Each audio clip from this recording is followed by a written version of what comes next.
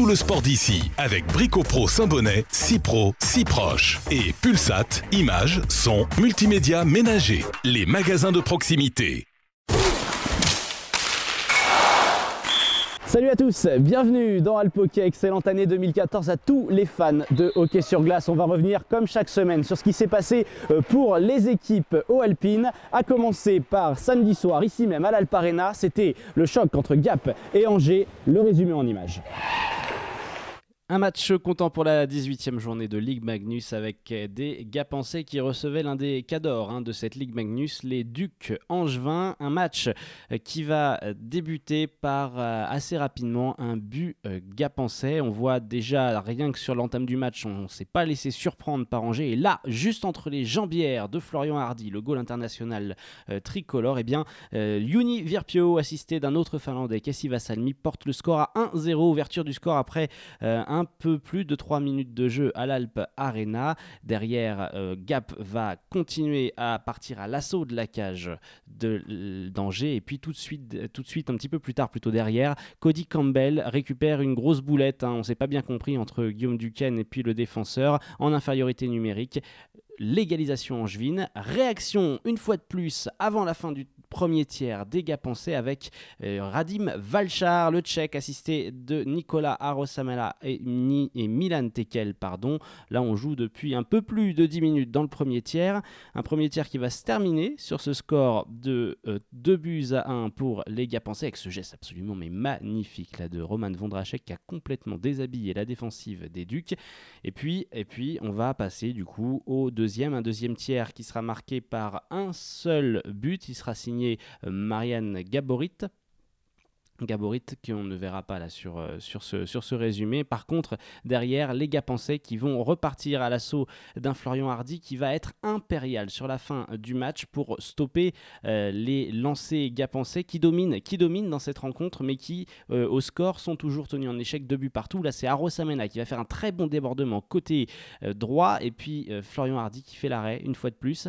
On va s'acheminer doucement sur ce troisième tiers, et c'est Colin Moore qui, sur cette phase de jeu un peu à l'arrache, on va le dire comme ça, mais ça vaut un but. Colin Moore qui va pousser Spallet au fond des cages. À ce moment-là, Gap prend l'avantage 3-2 et on se dit peut-être que l'exploit va être au bout de cette soirée. Les contacts se font de plus en plus physiques le long des bandes, mais c'est sans compter le réalisme de Braden Walsh, voilà, l'ancien Briançonnais qui vient crucifier la Guillaume Duquesne. 3 partout, on s'achemine donc vers une prolongation malgré ces énormes occasions avant la fin du match. Un 5 contre 3 suivi d'un 5 contre 4 pour les Gapençais, mais ça n'aura pas l'effet escompté par Harry Salo. On ne réussira pas à tromper Florian Hardy. Voilà, on voit le triangle angevin et là l'énorme arrêt du gardien Florian Hardy pour maintenir les Angevins dans la course à la victoire ce soir-là. Et c'est ce qui va finalement se passer, puisque à 6 minutes 11 dans la prolongation, Tim Crowder va venir doucher les espoirs des Gapençais de récupérer 2 points sur la glace de l'Alp Arena. C'est un peu sur la droite que ça se passe. Voilà, Tim Crowder qui va terminer.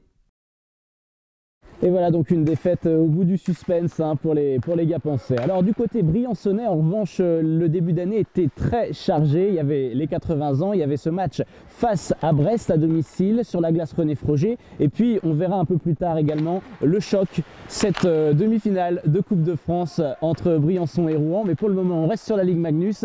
Le match Briançon-Brest, les images. Et Briançon qui fêtait donc ses 80 ans, le club qui recevait les anciens, voilà la photo de famille, si on peut dire, la photo de famille des Diables Rouges en bleu. Et le match qui débute, on va dire, sur un premier tiers 0-0, c'est finalement dans le deuxième 20 que tout va se jouer durant cette soirée, avec des Albatros de Brest qui vont ouvrir la marque par l'intermédiaire de Prosvik, l'un des vétérans de cette équipe de Brest, qui va faire l'appel de puck là. Il est un peu esselé devant Ronan Kemener qui ne peut rien faire, et puis du coup Brest prend l'avantage 1-0. Brest qui va doubler la mise quelques minutes plus tard par l'intermédiaire de David Croteau. L'égalisation briançonnaise surviendra en fin de deuxième... la réaction briançonnaise par Denis Kearney assisté de Labrec et Golicic, ce sera fin du deuxième. Et puis là, on voit la fin du match, le troisième, avec des Briançonnais qui ne réussissent pas à trouver le chemin des filets. Et Brest qui sait qu'ils ont réalisé une grosse performance ce soir-là sur la glace René Froger. On les voit très heureux de féliciter leur gardien qui a fait quand même 35 arrêts sur les 36 tirs. Et voilà donc une défaite face à Brest, même si cette fête des 80 années pour un club restera de toute façon mémorable là-bas à René Froger. Alors maintenant, ce que je vous propose, c'est d'écouter des anciens Gapençais parce que eux avaient été mis à l'honneur quelques semaines avant lors du match France-Russie ici à l'Alp Arena. Vous allez entendre Benjamin Agnel, Christian Pouget, Charles Lieberman. Ils vous disent et ils nous disent ce qu'ils sont devenus. Benjamin Agnel, c'était super sympa de vous voir ce soir sur la glace. Gap sur la glace. Gap, ça vous manque ? Gap, ça manque, oui, c'est vrai que ça m'a bercé pendant toute ma jeunesse et je suis content de revenir voir déjà la patinoire parce que j'avais pas eu l'occasion de la revoir avant de venir depuis les transformations. Alors que ça fait toujours chaud au cœur parce qu'ils ont quand même gardé des armatures, des choses comme ça, donc il y a encore une petite âme, mais c'est une nouvelle patinoire, c'est vrai que c'est un bel outil. J'ai reconnu la ferveur des Gapençais ou des Hauts-Alpins qui sont venus supporter l'équipe de France ce soir et c'était une belle soirée. Il paraît qu'on ne se gèle plus les sourcils en allant s'entraîner. Oh non mais là, nous on nous expliquait les exercices parfois en mouvement parce que si on était arrêté on gelait sur place. Donc il y a moins de pigeons parce qu'il y avait des pigeons aussi dans la patinoire et quand il neigeait, ça pouvait avec le vent, ça pouvait rentrer sur la patinoire. Les enfants sont dans des meilleures conditions. Après, ce qui est sympa aussi ce soir, au-delà du match de l'équipe de France, c'est de retrouver quand même beaucoup de copains pour lesquels je n'avais pas eu l'occasion de rentrer en contact depuis des années. Et c'est un moment d'émotion aussi. Voilà. Alors, juste un petit mot sur ceux qui vous ont suivi un petit peu. Dites-leur ce que vous devenez en ce moment, qu'est-ce que vous faites ? Alors actuellement, je suis revenu sur Grenoble. Quand en fin de carrière, j'étais parti à l'étranger. Et là, je suis revenu sur Grenoble et ça fait 6 ans que je suis sur une commune à côté de Grenoble qui s'appelle Hébin et je suis directeur du service des sports. Donc je reste au contact de sportifs, mais on n'a pas d'équipe de hockey sur Hébin, il y a les brûleurs de loup à Grenoble, ça suffit bien. Donc je rencontre d'autres personnes, c'est un nouveau milieu, je m'occupe des enfants dans les écoles, on s'occupe aussi, quand je dis je, c'est le service des sports, mais on s'occupe des enfants dans les écoles, on s'occupe aussi de tout le suivi des associations. Donc je découvre, on va dire, d'autres vestiaires, mais les gens sont quand même un petit peu tous pareils, en tout cas on a le même langage sport. Merci beaucoup Benjamin. Et puis au plaisir de vous revoir dans une patinoire ou ailleurs. C'est réciproque. Bon, Philippe Ray, bonsoir. Vous avez participé donc à cette grande cérémonie sur l'Alp Arena. Ça vous a fait chaud au cœur de voir l'équipe de France et l'équipe de Russie à Gap ce soir ? Oui, en fait, de voir l'équipe de France jouer à Gap, c'est vrai que c'est un grand honneur pour nous, pour la ville de Gap. Maintenant, ça a été un très beau match. On a l'équipe de France et beaucoup de jeunes. Donc je pense que dans l'avenir, ça va donner quelque chose. Ça vous fait plaisir de vous retrouver comme ça avec les anciens sur la glace ? Oui, ça fait toujours plaisir de se retrouver avec les anciens. D'autant plus que quand j'ai mes premiers chemins du monde que j'ai fait à Gap, j'avais 20 ans. Donc à Gap, donc c'est énorme et c'est vrai que de se retrouver en plus avec le président de la Fédération française de hockey sur glace, avec qui j'ai joué 8 ans à Chamonix. Donc voilà, ça veut tout dire. Et c'est vrai que... Ça se sent. Un dernier petit mot sur aujourd'hui, le hockey ça fait partie de votre vie, de quelle façon ? La plus belle illustration de la vie de hockeyeur, c'est que ça fait 25 ans que je suis dans l'association avec Charlie Mas. Et ça va faire mon 24e trophée des petits champions que j'organise à Merlette pour la catégorie poussin. Voilà quoi, donc ça veut dire que ce que ça veut dire, c'est qu'avec un ami comme Charlie Mas, on ne peut pas faire autrement qu'aimer le hockey sur glace. Voilà. Et j'essaye de transmettre tout ce que les entraîneurs ont pu me donner. J'essaye de le transmettre, j'ai pas le droit de partir avec. Voilà.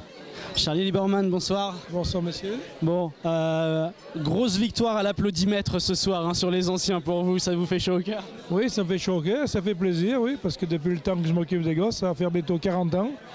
Et je vois que les gens, ils sont sensibles, même si je gueule toujours pour entraîner les petits, mais je vois qu'ils m'aiment bien quand même. Ça vous a fait plaisir comme ça de voir l'équipe de France et l'équipe de Russie ici à Gap, ça n'arrive pas tous les jours. Ah oui, c'est exceptionnel parce que pour avoir des matchs comme ça, je crois que c'est la première fois que ça arrive à Gap. On a eu des championnats du monde une année, mais c'était en groupe B ou C, je ne me rappelle plus. Et là, à ce niveau-là, c'est vraiment très bien, puis c'est bon pour le hockey et puis pour le département. Et la ville de Gap aussi, bien sûr. Le hockey fait encore entièrement partie de votre vie d'une manière différente maintenant, c'est plaisant aussi? Ah oui, ben, le hockey, moi j'entraîne toujours l'école de hockey encore. Et c'est vrai que bon, j'y prends encore plaisir. Bon, des fois, on n'a pas la même façon de voir les choses avec les entraîneurs, ce qui est normal, mais bon, je me fais plaisir et puis voilà, je continue. Puis maintenant, j'ai mes petits-enfants qui jouent, alors je vais un peu les voir jouer aussi. L'Alparena, vous y faites?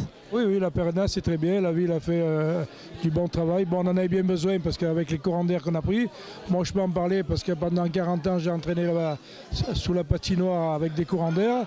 Et maintenant, on apprécie quand même une patinoire fermée où on est bien, regarder le match comme ça, sorti au chaud. Et c'est super bien. Puis il y a du monde. Christian, qu'est-ce que vous pouvez dire aux gars pensés qui nous regardent là un petit peu ce que vous devenez et ce que vous faites en ce moment? Alors, j'ai toujours mon diplôme d'entraîneur. Après quelques expériences pour coacher des équipes seniors qui se sont avérées... bon, la première était sympathique avec Rouen, j'ai bien aimé ça. Après, j'ai dû changer. Avec le Mont-Blanc, c'était un peu moins sympa parce que j'ai eu des problèmes avec mes dirigeants. Maintenant, j'entraîne des gamins, ce qui est beaucoup plus simple pour moi, en tout cas en ce moment. Là, j'en avais besoin. À Megève, avec aussi une équipe B HC74 U15, pardon. Donc voilà, je participe un petit peu aussi à l'aventure HC74, la réunion des clubs de Haute-Savoie là, qui se sont mis ensemble pour former un petit peu les jeunes. Et puis ma foi, j'aime bien ça, je suis pris au sérieux par mon club de Megève qui encadre très bien son club. Et puis voilà, je suis au début un petit peu d'une carrière d'entraîneur quelque part. Moi, je n'ai pas commencé de la même manière que tout le monde. J'ai commencé par le haut et puis maintenant je suis avec les gamins. Mais finalement, j'aime bien ça, comme je vous le dis. Et puis voilà, j'ai un contact avec le hockey, c'est ce qui me plaît dans la vie. Et voilà. Gap, vous y repassez de temps en temps, en dehors d'un France-Russie, bien sûr? Bien sûr, j'ai la famille ici, je viens voir la famille. J'adore y passer du temps, même si je suis souvent là-haut. Hein. Moi, mes filles sont à l'école à Chamonix, donc je suis obligé d'y rester la plupart du temps. J'ai pas assez de temps pour rester à Gap plus longtemps malheureusement, mais non, j'ai beaucoup de copains encore ici, puis comme je vous l'ai dit, la famille, donc c'est important. Dernière question, le France-Russie, là, on a vu un beau match, et puis ici à Gap, c'était super. Ah, c'était génial, justement, une équipe russe comme ça, je pense que rares sont les gens qui ont vu du hockey d'un haut niveau pareil, une qualité technique incroyable. Dès qu'ils ont haussé le ton en troisième période, on a vu quand même qu'ils étaient supérieurs, même si l'équipe de France n'est pas au complet, hein, n'est-ce pas? Mais ouais, non, c'était un très beau match et puis je suis content pour les gens d'ici. Ouais. Vous pourriez venir entraîner un jour ici si c'était possible? Bah bien sûr, c'est toujours possible. Comme je vous l'ai dit, j'ai un petit peu de temps encore à passer en Haute-Savoie. Maintenant, mon cœur balance entre la Haute-Savoie et les Hautes-Alpes. Je suis encore jeune en tant qu'entraîneur en tout cas, et puis j'espère une fois dans ma vie au moins revenir ici. Ouais. Bien sûr, le gros choc cette semaine dans le hockey alpin, c'était cette demi-finale de Coupe de France entre Briançon et Rouen, les Diables Rouges qui accueillaient les Dragons sur la glace René Froger. Voici en images ce qu'il s'est passé.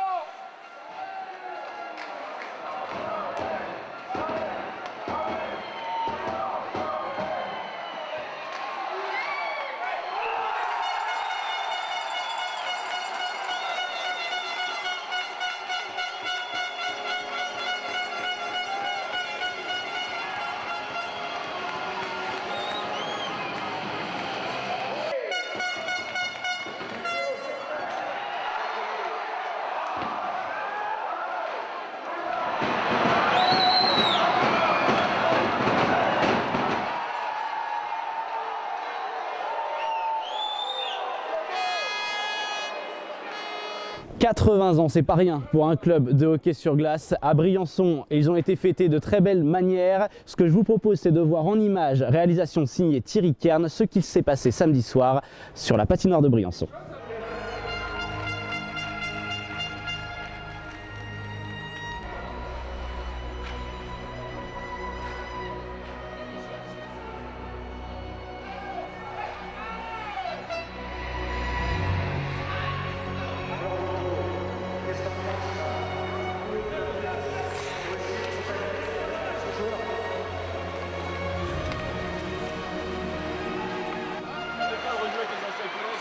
C'est dur mais c'est bien. On s'est régalé. C'est une super fête pour le club.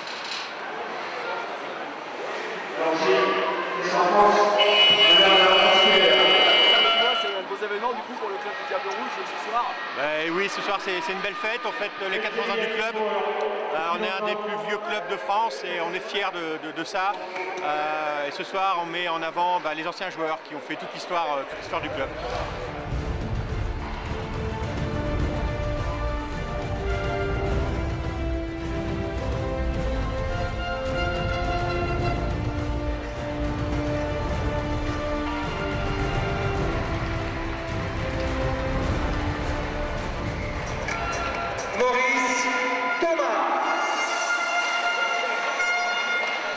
Il y a des joueurs comme François Groslot, Edo Terglav, Fab Perret, Fred Borgnet que j'ai eu le plaisir d'entraîner. Ça fait plaisir de faire partie de cette fête. Je pense que c'est un événement réussi. Et voilà, Il y a à peu près une centaine de joueurs qui ont répondu présent. Ils ne jouent pas tous ce soir, forcément, on a 40 joueurs qui jouent. Mais voilà, oui, le fait d'appartenir au Diable Rouge est quelque chose d'important et ça se voit ce soir.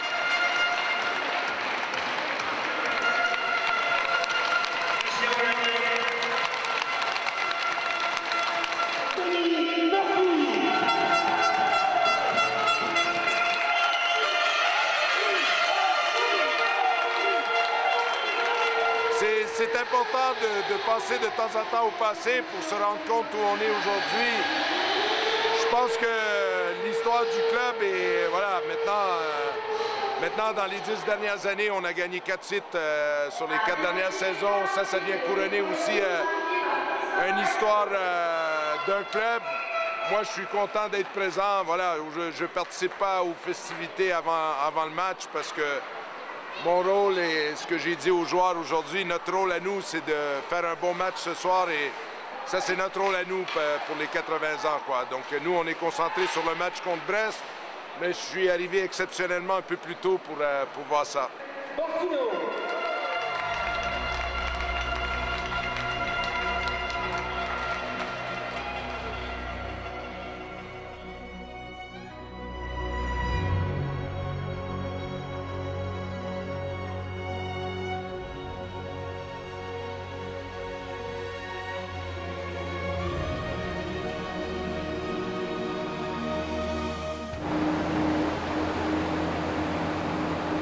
Et voilà la glace en train d'être surfacée. Nous aussi, on arrive au terme de cette émission.